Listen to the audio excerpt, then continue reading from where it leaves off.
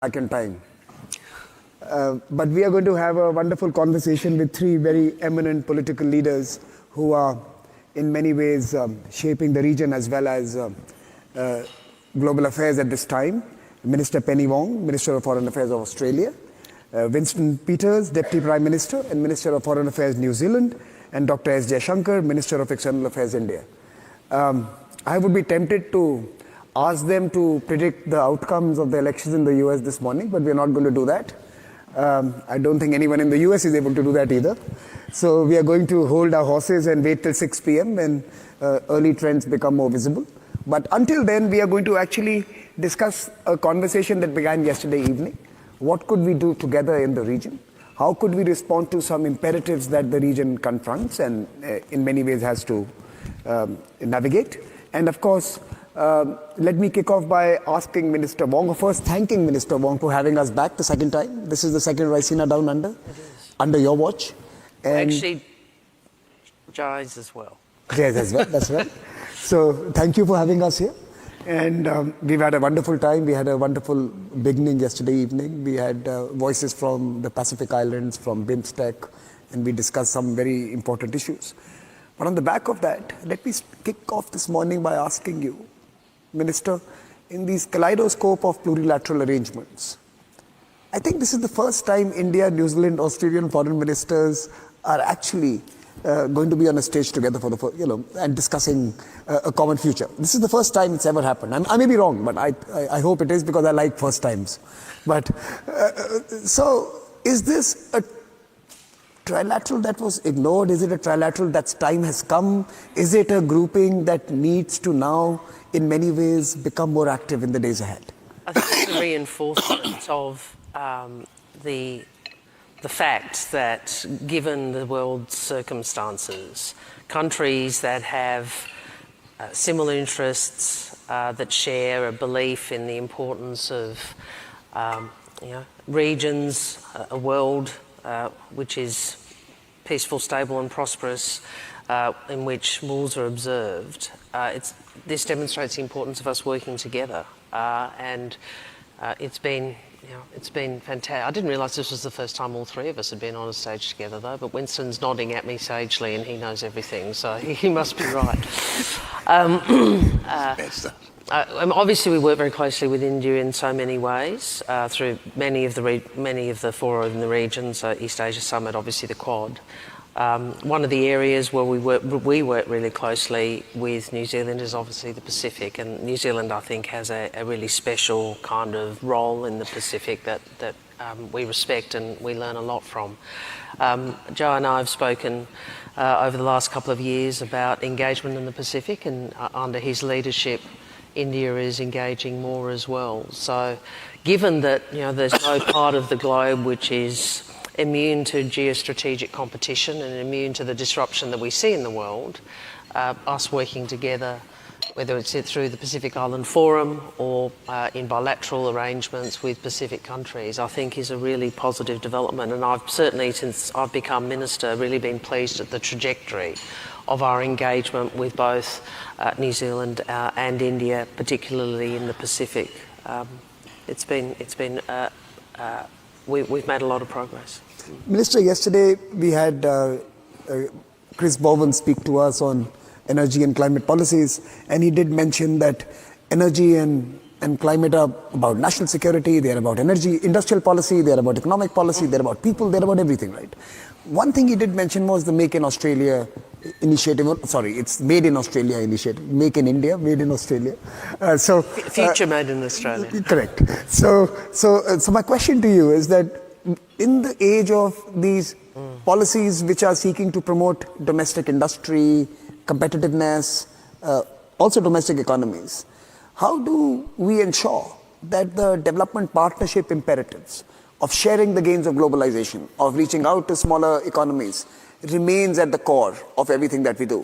That's a very good question. And so if you think about it this way, the world in recent decades, in Washington Consensus, etc., the benefits of open trade, the increasing liberalisation of trade has benefited most the world. And if you look at economic development, median incomes, health outcomes through this period, you can see that benefit.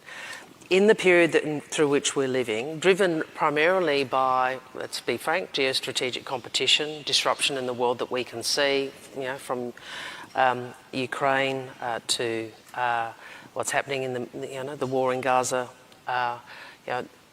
more country, as well as the competition between the great powers, the US and China. I think more countries are thinking about how it is you bring together the economic and the strategic, or in India's, and particularly in India's case, how you focus on your own development.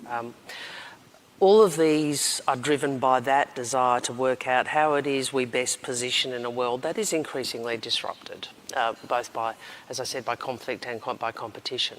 I think the important thing for us all to remember, though, is that it's the sort of baby and the bathwater proposition.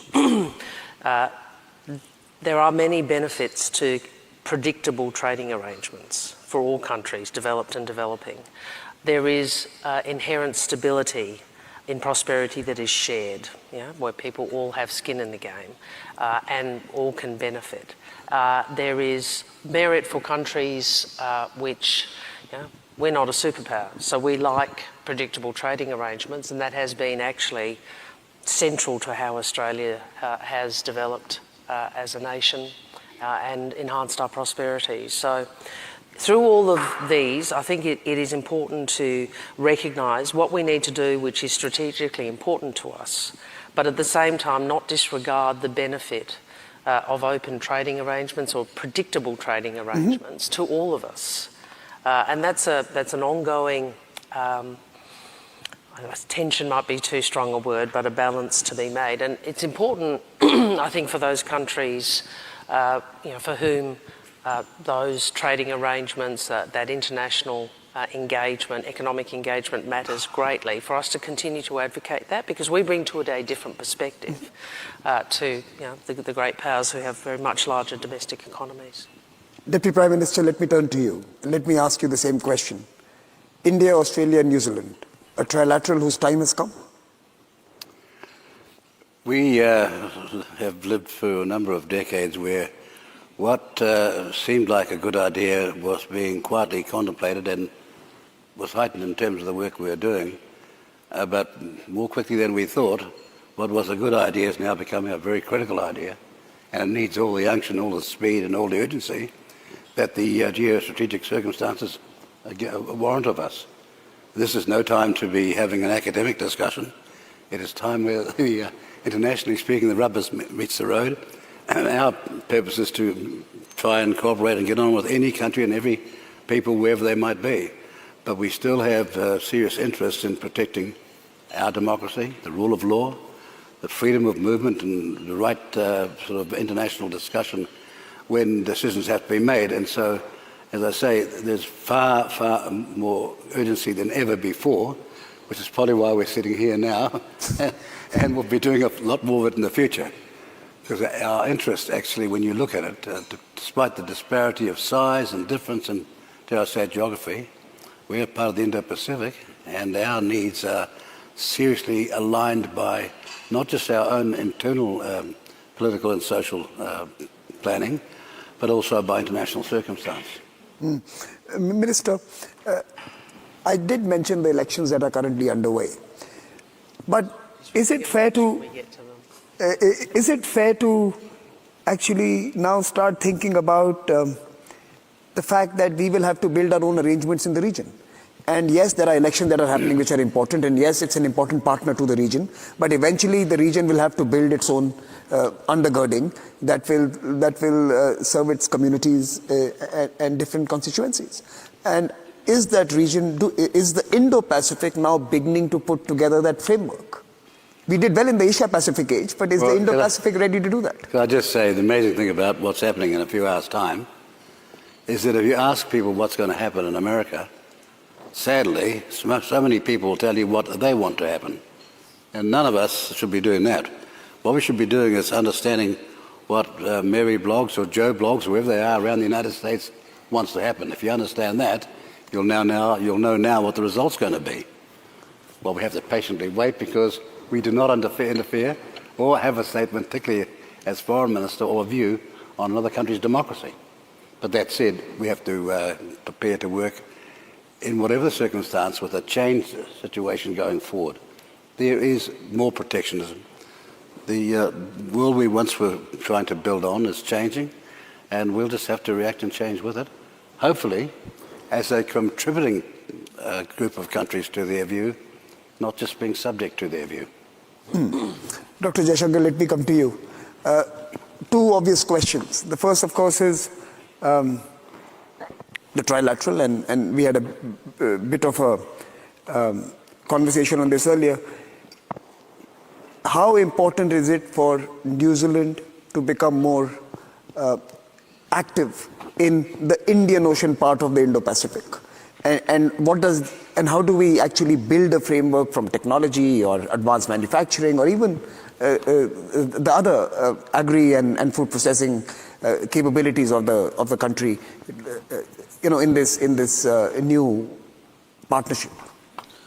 Well, first of all, Samir, I do want to say, I think to the best of my memory, the three foreign ministers have not sat together on the same platform, so you may have done us a service today. Thank you. In terms of New Zealand, or frankly for that matter, Australia, look, for many years now, they have policies and arrangements which actually bring them up to Southeast Asia. These are bilateral. Some of them date back actually to the 50s and 60s. And the East Asia Summit process has been part of it. Where India is concerned, for us, the look east, becoming act east, and then reaching beyond the ASEAN to East Asia and then to Oceania has been a sort of mirror imaging trend. Now, what were trend lines over the last 2 decades, I think will become stronger and, in a sense, more practical, as Winston says, because the fact is that we all have an interest today in creating some kind of collaborative, consensual arrangement. I think if from this part of the world, New Zealand and Australia and others take a lead, and from our part of the world we do, ASEAN to a great degree is actually open on both sides. I think that's really how Indo-Pacific is going to grow. There is interest, not just in the Indo-Pacific, I think even for the rest of the world, for this to happen, because what you said about people finding their own arrangements is also true. I think, and this is part of what's happening. Sure, please. May I add something when you finish, Joe? Yeah. I wanted to go back to your do we have to correct undergirding? I think the way I think about it is agency. Mm-hmm. And I talk a lot about that because, and this is relevant to the circumstances we also are in now. The region that we want, with the attributes that we want, so don't think about at this stage who might be dominant, but the attributes of the region which we share. That doesn't arise in a vacuum, and they don't arise because some other party determines them. We've got to make that happen. Correct. So whether it's the architecture or the collaboration or the work that, I met Joe on my first day as Foreign Minister, and I think this is our now 20th today. Do we count this as 2? Yesterday's 19, today's 20. There you go, we're up to 20. It is because we are very focused on what are the attributes of the region we want. And I think it's important, particularly at a time of great competition, and this is really picking up what Winston said, we all have agency and we have to use it. And that doesn't mean we are determinative, we're clearly not. But we have to exercise our agency as nation states in a region which is changing. And we want to work together to do that. Dr. Jaishankar, let me ask you the US question. And it's important. I mean, look, I know none of us want to talk about the outcomes, but I'm going to ask you that what should we expect in the region from what is unfolding in the US? What could be the possibilities in terms of the implications for us?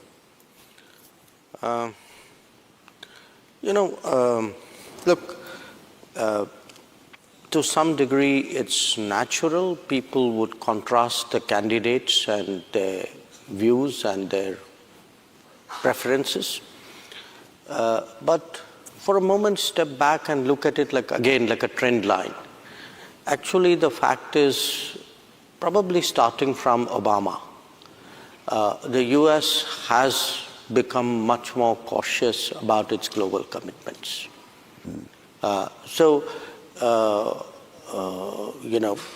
President Trump may be more articulate and expressive in that regard. But the reality is, after all, it was President Biden who, for example, withdrew from Afghanistan.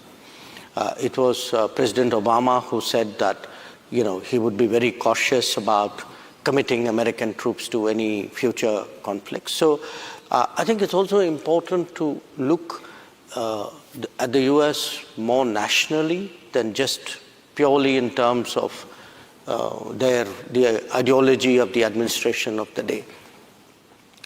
And if one looks at it nationally, there are factors. I mean, it's a kind of a relative power differential. It is a resource issue. There are pressures on resources in the United States. I think when one follows American domestic politics, there are conclusions for all of us to draw. And I absolutely agree with Winston, which is that when we look at the US, we should be analyzing them rather than projecting our preferred outcome or expectation on them. So, and if we are truly analyzing them, I think we have to prepare for a world where actually, the kind of, I would say, dominance and generosity which the US had in the early days may not continue to be the norm. I want to ask all three of you now a common question. And this deals with the 2 years that we've all lived through. The conflict in Europe, a major conflict in the Middle East, or the war in Gaza, and tensions all around that. And of course, the African continent, we have a significant conflict underway there as well. In this world of the last 2 years, where in many ways the Indo-Pacific project may not be the first idea in the mind of many leaders around the world, how is the region in many ways going to continue to invest in itself? We were the toast of the town. The Indo-Pacific was what everyone started their address by, or their speeches with. It's no longer the first sentence or the first paragraph or sometimes even the first page. And in that sense, how has the conflict that afflicts the world changed the dynamics of the politics of the region, the political leadership that is needed to manage the region? And this is a question to all three of you. I don't know, Dr. Jay, you want to start with that? No, you're right. You're right. I think after 2022 Ukraine and after last year Middle East have in some ways taken up more of the oxygen. But I would still say that you're overstating it a bit. And I know that's your job.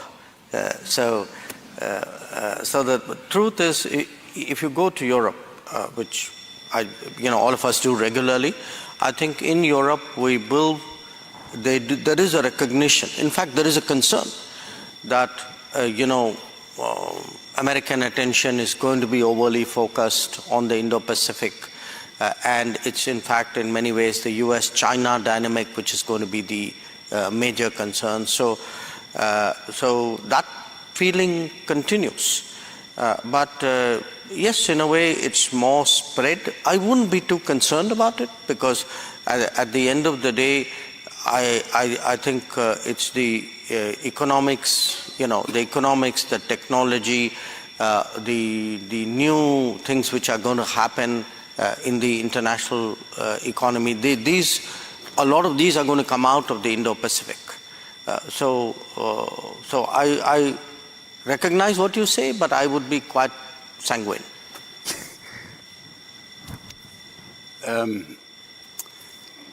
A lot of conflict happens because it is perceived by the offender that there will be no consequences, which is rather a key element of concentration for us to be thinking about.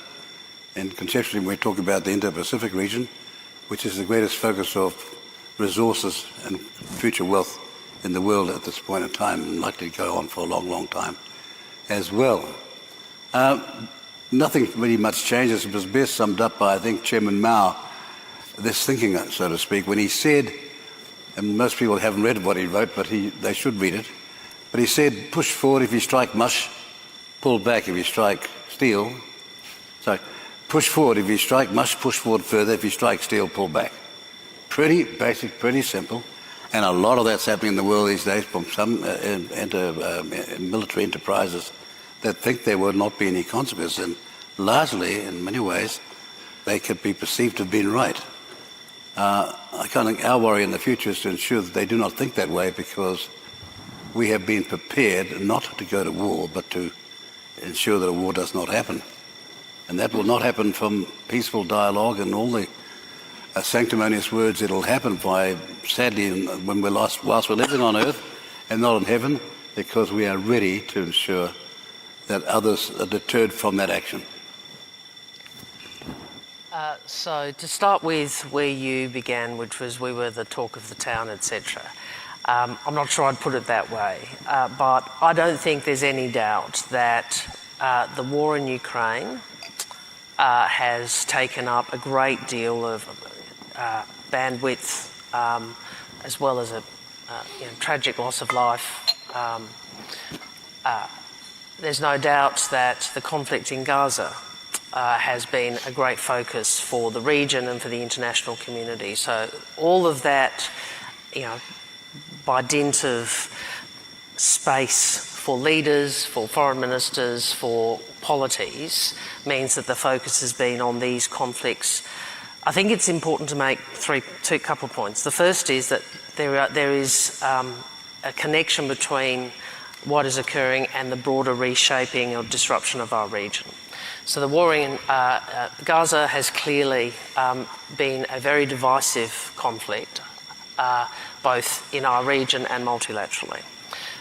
What is occurring in Ukraine, apart from the implications because of the breach of the UN Charter, is clearly also feeding into our region. You see that most recently with the DPRK going to Russia. So they're not separate. I think that for me, the way to, I have this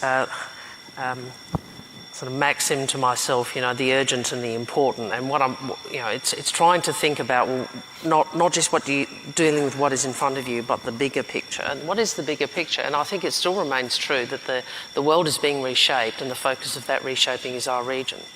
And that reshaping is being driven by many factors, the dynamic between the US and China, China's strategic stance, where the US, by India increasing its economic weight and its place in the world, and by what is occurring with other countries. So all of that continues, that reshaping.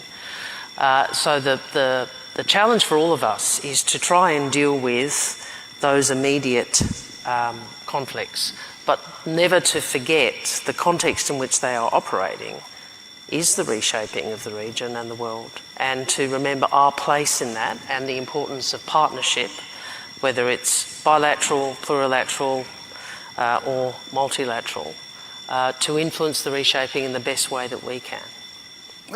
One of the big challenges that we have also witnessed in the last 2 years has been around the stresses that many of the economies in Asia have been experiencing.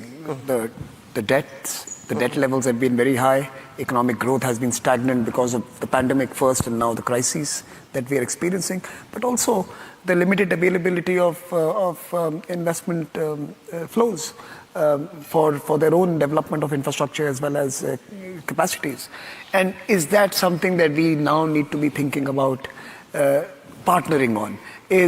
Yesterday we heard our speakers from Tonga as well as Fiji emphasize on the criticality of coastal infrastructure and sustainable infrastructure. Is this something which is calling for a partnership between the three of us to step into? I'll have a go first. Look, investment, infrastructure, these are critical and increasing needs. I think there are a number of ways in which we can look at this. One is reform of the international financial institutions, and certainly we're part of that discussion, and the Treasurer's been very engaged on that. The second is what we can do bilaterally. So we have worked, from Australia's perspective, in the Pacific. You talk about coastal infrastructure, to increase the availability of infrastructure financing, including in partnerships, so with New Zealand and with Japan, for example. So that is responding to a specific need. And then there are arrangements we need to engage in. Jay raised yesterday in our bilateral engagement whether or not Australia and India can work more on investment flows between our countries, and we're certainly very open to that discussion. We've been focusing very much on Southeast Asia. There's a story about Australia's the lack of investment by Australia in Southeast Asia.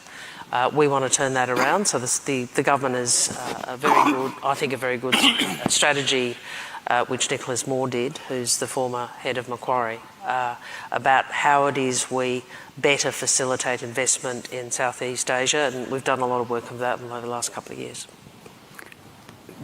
You ask a very fascinating question about infrastructure, because I think around the world, but in some countries in particular, the expected cost of infrastructure has blown out of all proportion of its historic past.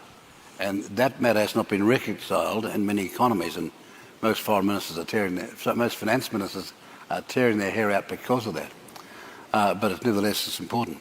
The second thing is the world is not short of money. It's short of places in which it wants to go and feel safe where it's going to go. And that's very important for us all to recognise. I think the other thing, though, most importantly, is that we've got a philosophical difficulty in a lot of countries, which was not there decades ago. In short, you can't use these parallels because people get horrified by the examples. But countries that have invested in the present and future sweat of their people, on the basis it's about not consumption, about wealth creation, have done extraordinarily well, done incredibly well. And I've seen aspects of that, dare I say it, in India. I've seen it in Egypt. I've seen other parts of the world where it's not a new idea, but it's been new in the last 80 years, so to speak. So that's the exciting thing, in my view, that going forward, if we can convince the so-called ideologues that the people's sweat is worth investing in, as long as it's not about consumption, but it's about something that'll be a la infrastructure, 40, 60, 100 years from now, it'll still be there. That's what's critical now. Dr. Jay, you want to come in? No, yeah. If I could just add to that, I think a lot of the developed countries and a lot of the big countries broadly look after themselves. A big part of the challenge today is to give smaller countries more choices. When they have choices, they have a better ability to weigh the merits of them. When you don't have choices, you take what you get. So, and if you look around the world, yes, there are big structural issues. I mean, all of that is true. But there are also issues emanating from policy choices which were not prudent of us. To my mind, one difference we can make, and even sitting among the three of us in this region, it's for us relatively a newer region to engage in terms of our developmental contribution. But even in some way, we can add to the overall kitty and expand the choices. Obviously, different countries do. Everybody does what or should do what they're good at. So, in our case, let us say domains like health or education, these would be more natural things to do. But overall, yes, there has to be something other than the market and other than very politically loaded offers to help build infrastructure. And it's part of our collaborative goal in the Indo-Pacific to create those additional options. I'm going to take the next set of questions to the bilateral. And I want to really explore what's happening in some of the relationships on the stage here. And I want to start with you, Minister Wong, and then I want to come to Dr. Jay before I come to the Deputy Prime Minister. That you started your work as Foreign Minister with a trip to the Quad Summit, if I remember, and I think that was your first day in office. And that's when you met in Japan, if I remember correctly, right? And there's been 20 meetings, you just counted them down, so now today is the 20th time you're meeting each other. What are the drivers of this huge transformation? And Dr. Jaishankar spoke about it yesterday, so I won't ask him this question. But he was speaking about the relationship being perhaps one of the most transformed relationships in the last decade. And from a Canberra perspective, what are the key drivers that are shaping the Australia-India bilateral today? I think we share... Oh, I like Joe, so that helps. Okay. So... I think we share a very clear view about what matters in our region and want to work with each other in order to make that happen. That would be it at its most simple. We can talk about all of the other kind of elements of the relationship. The Australian-Indian community is such an important, I described it yesterday as the sort of beating heart of the relationship. It is such an important part of our connection, but this is a relationship which I think is founded on not just our history, our communities, but a very deep understanding of the benefit of working together as strategic partners in the region and in the world in which we live. I think we both recognise the reshaping of the region and the world, and we both recognise the importance of working with others and with each other to influence that. We're also Quad partners, and that is a very important aspect of the relationship. It has been transformed, I think, certainly in the time we've been in government, but certainly I would recognise also by the previous government. I think there's a bipartisan commitment to the relationship on the foreign policy side, on the strategic side, on the defence cooperation side, on the economic side. But do you think it's time for now this big, bold, audacious joint project? Your $50 billion of trading relationship, or nearly $50 billion of a trading relationship, right? It's grown over the last few years. And is it time now to think about something really big that in some sense establishes a permanence in the relationship that's beyond the well, I think it's permanent. No, I do. I think we, apart from the very close personal relationships, whether it's between Prime Minister Modi and Prime Minister Albanese or the work that we do together, we live in the fastest changing region in the world, and whether it's cooperation in the Pacific or Indian Oceans and all that means, I think that is a permanent fixture. And anyone who's in these roles who doesn't recognise that, I think, is misunderstanding the nature and the impact and the weight of the relationship. Dr. Jay, would you like to comment? On which one? The big, bold, audacious. Look, I don't know if you necessarily, that's the best way of proceeding. If you get one, it's great.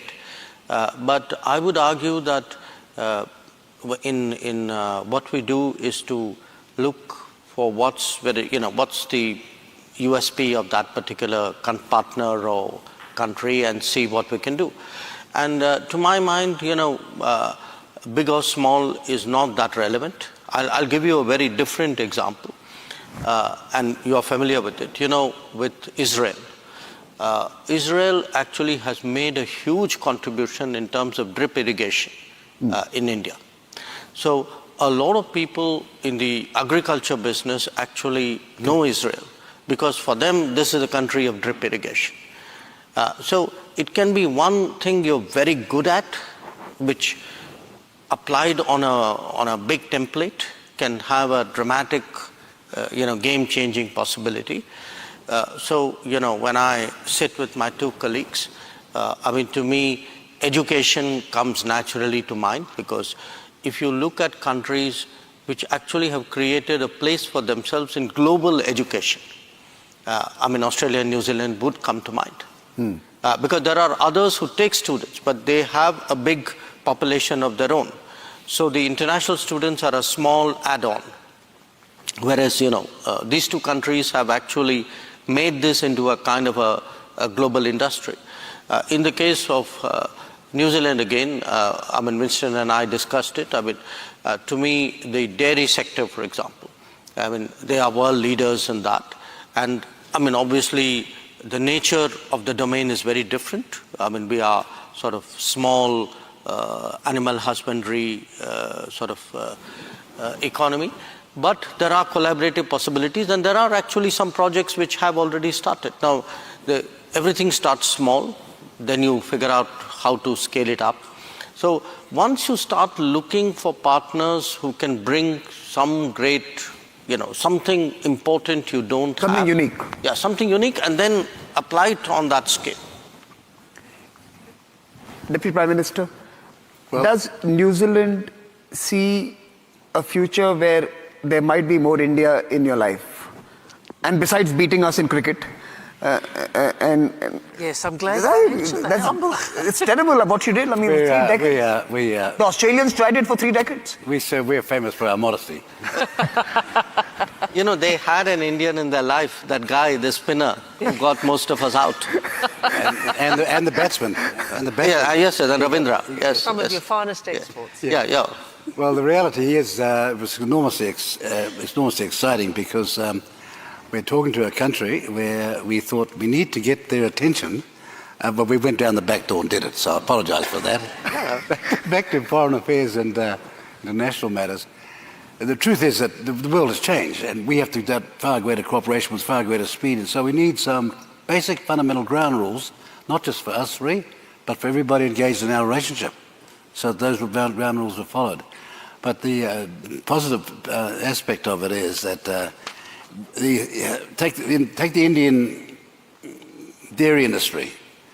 It is based on a model we used to have way back before we decided to go neoliberal and amalgamate everything and make it one big industry. Theirs is where it was when we were the best in the world by far, with their cooperatives, but they're small. And looking from the outside, you see things with new eyes, because we can see that there's possibly 40% more food required from those animals in the future. Now, that's down to science now and food. And we think we can help big time if we can get past the fear of the Indian farmer about a country called New Zealand. We can work in our collective interests to take it forward.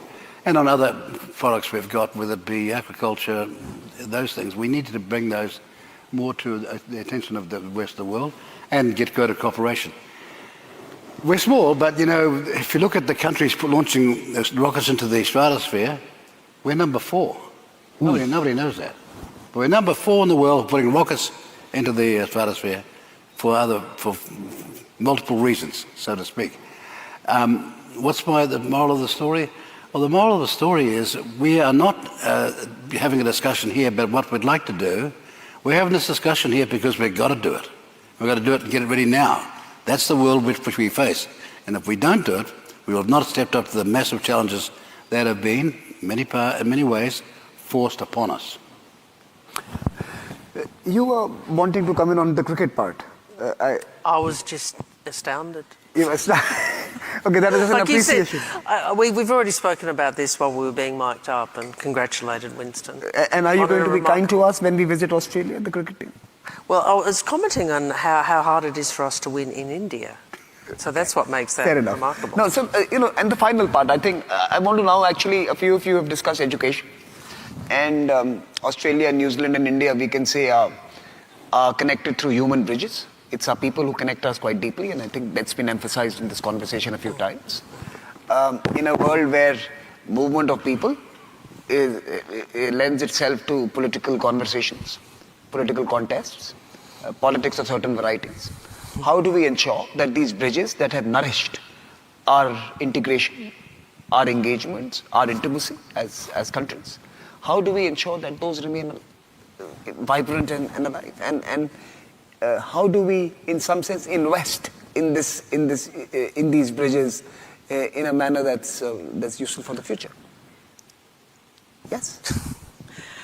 This is a dangerous place to sit. You get the first question a lot of the time. Well, first you do it by articulating the values and principles of who we are. And we are one of the, we're a country with enormous diversity. It's one of our great strengths. We have one of the oldest continuing cultures on earth in our First Nations people. We have 1 in 2 of us either born overseas or a parent born overseas. We have a vibrant Indian diaspora, and we welcome it. We welcome it. We welcome people of all cultures and all faiths. What we together work to achieve is a society that has those underpinning values that multiculturalism or cultural diversity require, which is respect. Respect for the rule of law, respect for each other, respect for one another. We're very keen to utilise better the people-to-people relationship, and I see the leaders of the Centre for the Australia-India Relations here today, and they're doing one of the things I said to Swati and Tim was, I want us in a few years' time. I want us to stop talking about the potential in the relationship. Mm-hmm. Great, excellent. But can we please, in a couple of years' time, be able to say we have moved the dial? We have actually engaged with the Indian community here, including the Indian business community, and we have moved the dial in terms of our economic engagement. That is so important, and I'm really pleased with the progress that is being made, so thank you for your work. I think there is a lot more to do, but I feel very positive about where that bilateral relationship is going. And if I may, just digress for a moment and say, Winston, and you've seen it here today, we're really, I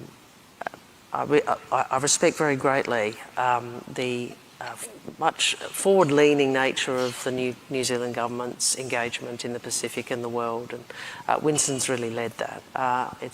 And he speaks in probably a much better retail politician than I am, but I think he's making the same point about agency. We have to do it, and we've really appreciated working together in the time since he was elected.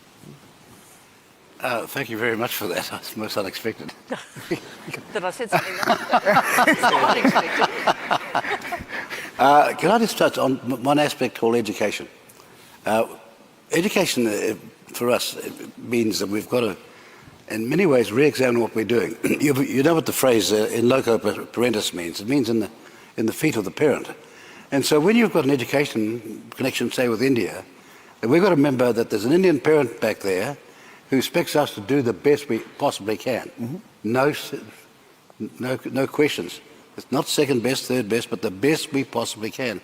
And so we're refocusing our education institutions to say, look, we're offshore, and it's very, very critical that when we're talking to the other countries about our system, the parents, above all, with the hopes and dreams that they've got for their child, can have and place trust on New Zealand. So we've got to step up properly, refocus ourselves.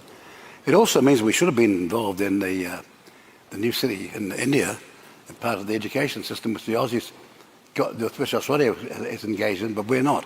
And so you say to yourself, how do we miss out? Who missed the boat here? So you go back home and start up inquiring around. You can't see anybody for dust and small pebbles as they try and escape their responsibility to be engaged. So I'm just dealing with the one aspect. Our job is to ensure that for an Indian student coming to New Zealand, they're going to get the best we can possibly deliver. And we're up there in that zone, and we have to be honest with it. We can be there again, but not unless we make some serious commitments again and now. And a lot of it, when it comes down to these things is, how shall I say it, fundamental. I'll just give you an idea how things can go wrong, so to speak, or how you can have confidence for the most ridiculous reasons. When we first engaged with India in terms of foreign affairs and our post in India, we decided there's a man who's climbed Everest. He's so famous, the Indians are going to love him because part of their history as well. So he put a man called Edmund Hillary up there and thought everything will just go fine. Well, it doesn't go fine unless you've got a plan.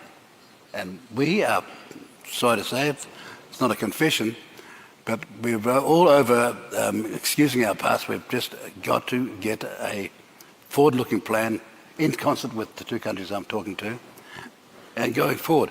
And while I'm saying that, I have to say to you, Foreign Minister, it is a delight to see somebody over and over again from your country, because in the past I've seen a lot of faces on the way through and they kept on changing them. So if you can convince your leader, please stay there for a while so we can get things down the track where we need to get them to. Dr. Jaishankar, for you the concept of human bridge or the living bridges is in many ways different. In a sense, you are the exporter of talent and of course workforces and large diasporic communities that are creating values around the world. And you personally, I know from reading newspaper reports, have been speaking around mobility every time you're in different capitals. And how is your view on this evolving as you engage with your partners? Look, Samir, let me make 2-3 points here. One, for Indian foreign policy, I would certainly say preparing for a global workplace would be among our top 3 priorities. Mm-hmm. And it's not easy preparing for a global workplace, partly because we don't know what a global workplace is going to look like. My second point, you used the word, okay, you are in the business of exporting people. I think it's much more complicated than that. If you dial back a bit, if you are looking at a world of deeper technology applications in our daily lives, that will require a certain human resource to drive it. And the reality of the world is human resources are very uneven. So I don't think it should be approached really as who is exporting whom to which country. We'll have to look at the resources in a way as a sort of a common pool and say, okay, how do we optimally prepare these resources so that they are available to the world? So if you're going to have a technology-driven world, you better have an education-driven world. And if we're going to have an education-driven world, it cannot be done nationally. People may be national, but the skills preparation is too complicated to be done nationally. Someone who's coming to New Zealand and Australia, there will be a time in the not distant future, they may not end up staying in Australia and New Zealand. It is very likely they'll come, get their degrees and move on. But we just don't want them to come to Australia and New Zealand. We want Australia and New Zealand to come to India as well. So, we have today a little more than 1 million students, 1.2 million, I think, abroad at a given time. The reality is these numbers are not big enough for the kind of future that the world is looking at. We'll have to get the numbers up in India, on location, at cost, and then prepare it in a way as a globally available resource pool. And that, I would argue, if I were to pick one subject really for us to work on, I mean, to me, education would be very, very high. I mean, there'd be others as well. I mean, mining, for example, with Australia, or we have spoken about dairy with New Zealand. But definitely education, mobility, technology, they are part of a package. And they're a part of a package which needs to be addressed together if we are going to be, transformative about it in the short term. Mr. Wong, I started with you. Final words to you as we close this panel. Actually, I was just going to thank you and to thank everyone in this hall.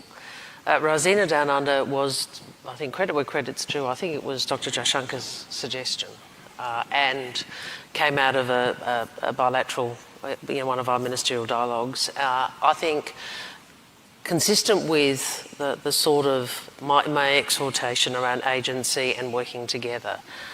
That relationship is not just at Foreign Minister, Defence Minister, Prime Minister level. Obviously that they are important. And it's not just at the people-to-people economic level. That is also important. But it does require us each to understand the other's perspective, to identify where is the strategic alignment and where we can productively work together. So I want to thank everyone for your engagement in this. I'm really pleased to see you all here and to thank you for moderating today. Thank you. Thank you, ministers, for your time this morning and for the wonderful conversation. Please join me in applauding them for joining us this morning. And let me invite Raji to take over. We can step up the stage. We have a colleague here.